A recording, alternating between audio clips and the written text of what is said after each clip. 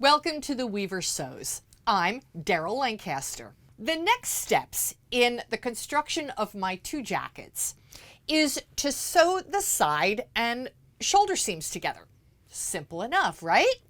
No. Nothing involving hand-woven fabric is ever simple. Sewing the seam is pretty straightforward once you understand the physics behind what you're doing. Let's start with the side seam. I've already talked extensively about stitching in the direction of the grain in previous videos. Review them if you want to understand why, but for now, to summarize, you'll be stitching from the widest point to the narrowest point, which in this case is the hem to the underarm. Now, I know that there are those of you who sew without pins, and truth be told, I'm usually one of them. But that is a particular skill set, one that I don't want to cover here. Seaming hand-woven fabric can be challenging enough, and getting things to ease together is really assisted by careful pinning. I've also covered pins in a previous video. You might want to select the longest pins from your collection and the ones that have the biggest head. When I teach, I have developed this mantra, if you will, that I repeat over and over to my students. And that mantra is, pin what you know is correct and make the rest fit. This is really, really easy when working with hand-woven fabrics. They just happily go anywhere you put them. I'm going to proceed under the assumption that the parts fit together since they did on the pattern. One of the biggest reasons that two halves don't fit when pinning a seam is that alterations were made to one part of the pattern and not to the other one. Did you lengthen or shorten the pattern and forget to do all the pieces like the bands? You'd be surprised at how often this comes up, even in a classroom situation where I keep a watchful eye. So, assuming that the pieces were accurate to start with, I'm going to position the front and the back, right sides together, with the edge where you're going to start sewing in your hand. And for this side seam, that would be the hem. Now, because Hong Kong seam finishes were applied before the garment was sewn, it is possible, in fact probable, that some minor stretching might have occurred during the application and the pieces might not fit exactly. So this is where my mantra comes in. Pin what you know is correct. So starting at the hem, I will line up the two lower edge seam lines, here and here, here.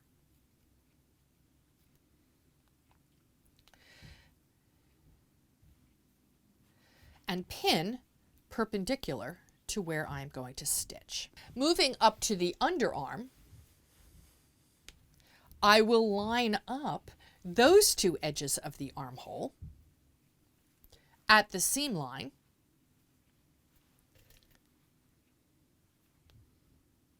and place a second pin. And now I'll make the rest fit. By gently tugging at the two ends, the side seams just ease perfectly into one another.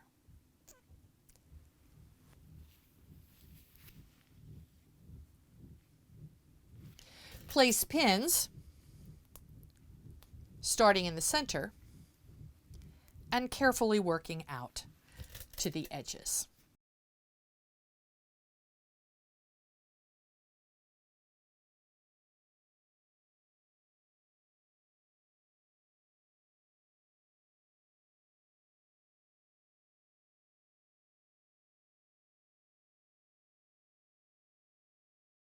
Now, hopefully, when the Hong Kong seam finish was applied, the fold of the bias hugged the cut edge of the seam allowances, so you know where the cut edge is.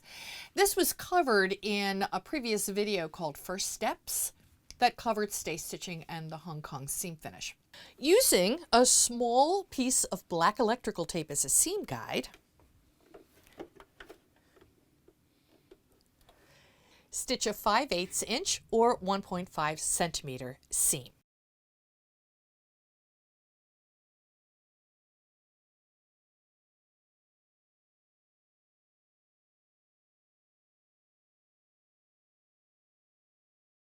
Make sure to backstitch at either end. Though I've mentioned this in a video before, my rule of thumb is, if you want what you just did to hold together for the life of the garment, you need to backstitch.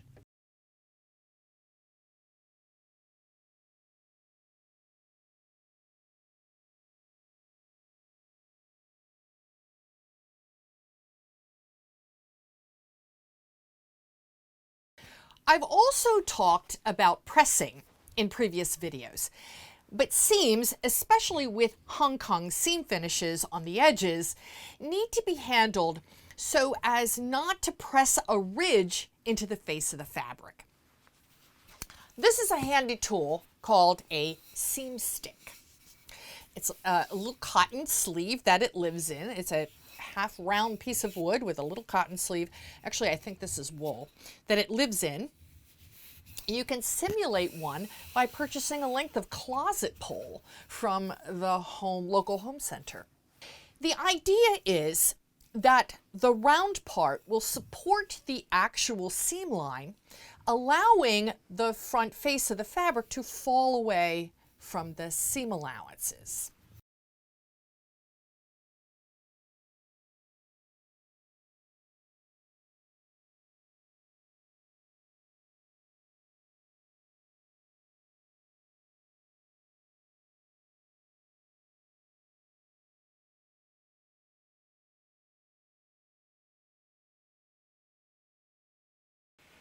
Areas that are super bulky, of course, especially when there is a dart involved, might require the use of a tailor's clapper. I talked about these in part 2 of my darts video. Now you're going to apply a good amount of steam and use the clapper to press firmly against the seam line to absorb moisture and set the seam. Now, let's talk about shoulder seams.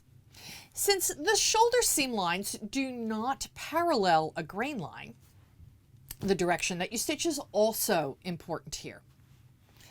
The shoulder of any jacket supports a lot of weight, and gravity isn't kind here.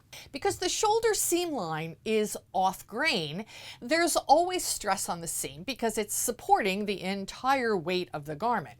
Sagging shoulder seam lines are definitely a thing. You don't want your shoulders to grow.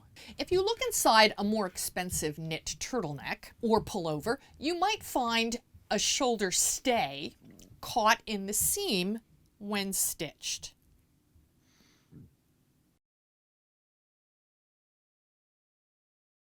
This prevents any stretching or growing of the seam line once the jacket is on the body. There are a few things that work well for a shoulder seam stay for hand-woven fabrics. The easiest to get and keep on hand is 1/4 inch or 6 millimeter wide twill tape, which can be purchased in 4-yard packages from big box retailers. And it's usually polyester. It comes in black and white. You can buy larger quantities of cotton twill tape,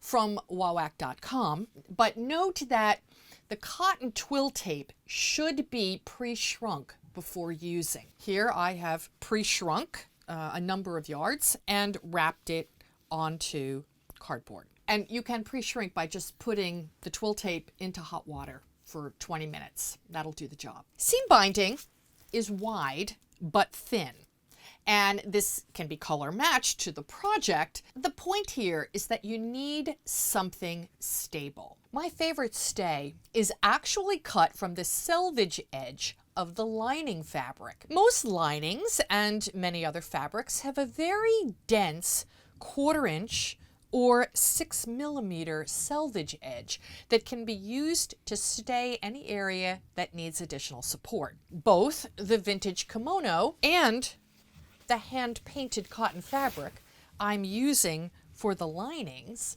in these two jackets have a dense selvage edge that I can cut off and use for a color-matched stay.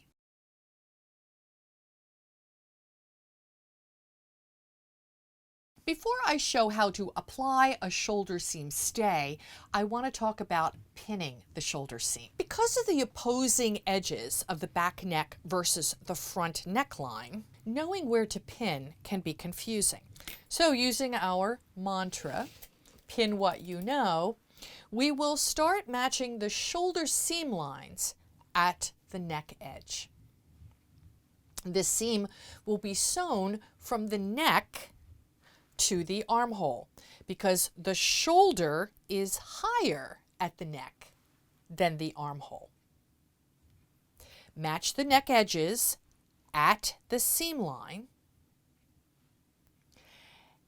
not the cut edges, and pin perpendicular to the seam line.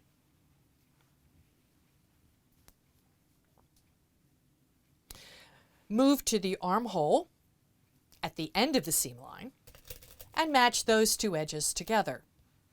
Place a second pin. Again, make the rest fit. A gentle tug pops the two seam lines together and evenly distributes the ease across the shoulder.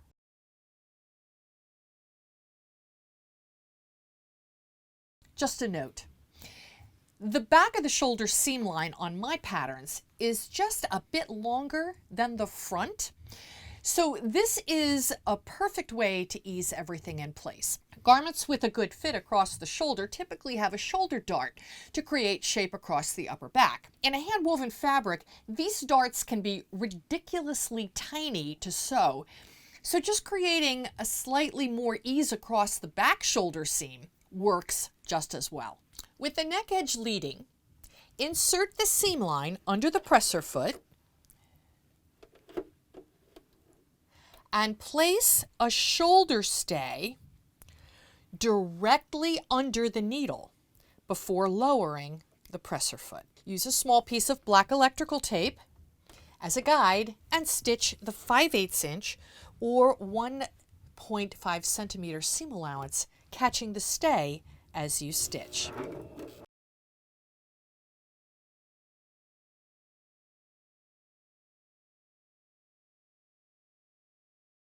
Now, if you followed the grain lines for which direction to sew, you will note that the twill tape faces the back of the garment on one side and the front of the garment on the other.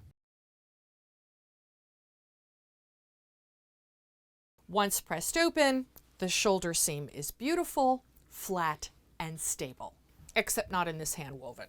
For a couple of reasons.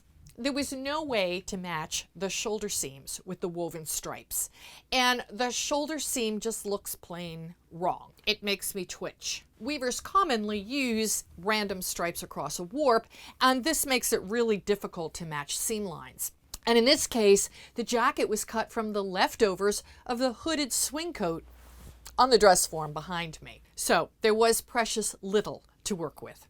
Matching the shoulders was not an option. Since this happens more than I'd like, I have a really terrific cheat. Shoulder epaulettes. By creating a shape to cover the mismatched shoulder seam, this mismatched shoulder seam becomes a non-issue.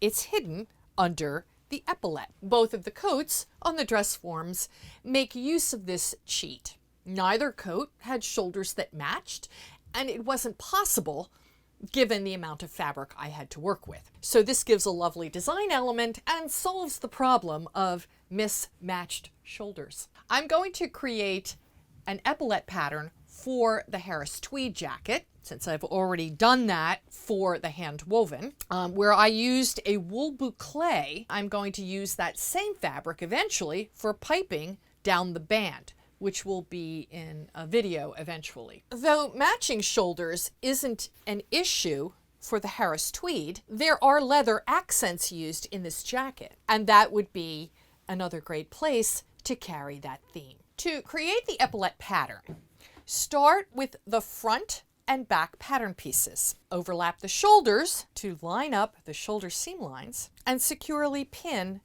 the two patterns together. I find it easiest to use a tracing medium with a 1-inch or 2.5 centimeter grid, in this case red dots. This is important. Find the grain line for the front pattern piece. Position the tracing medium with the dots parallel to that front grain line. If you don't have tracing medium with dots on it, just draw a small 1-inch grid onto some tracing medium so you'll be able to transfer that grain line. Carefully pin the tracing medium over the shoulder area of the front and back pattern pieces. Trace the neck and armhole edges onto the tracing medium. Transfer the shoulder dots to the epaulette pattern. Draw in the shoulder seam line. Using the shoulder dots, draw 2 points exactly 2 inches or 5 centimeters from the shoulder seam line towards the front. Connect these points.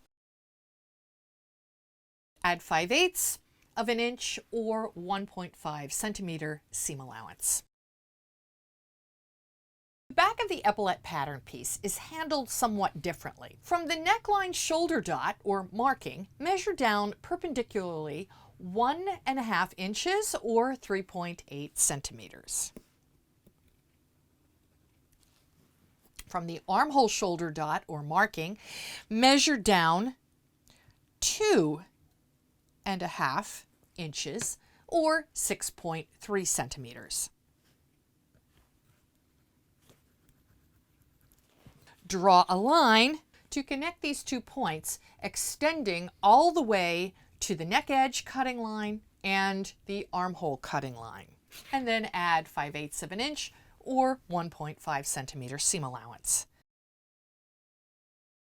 When you cut out the 2 epaulettes, keep the grain line of the pattern piece parallel to the selvage edge of the fabric. So here is your grain line.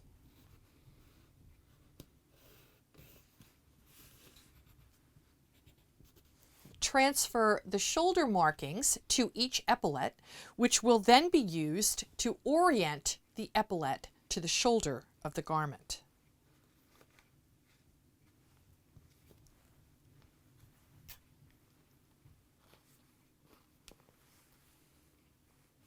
Fold under the 5/8 inch or 1.5 centimeter seam allowance at the front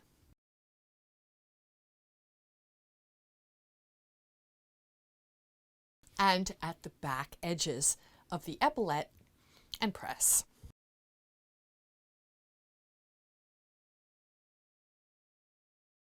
And feel free to trim off this errant seam allowance that is in the way.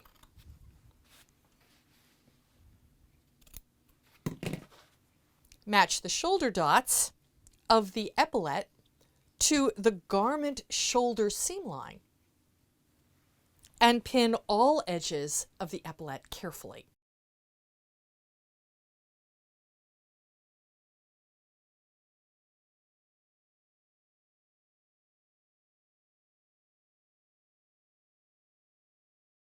Be careful not to stretch the epaulette, since it is intentionally cut off grain so that it will mold beautifully over the shoulder.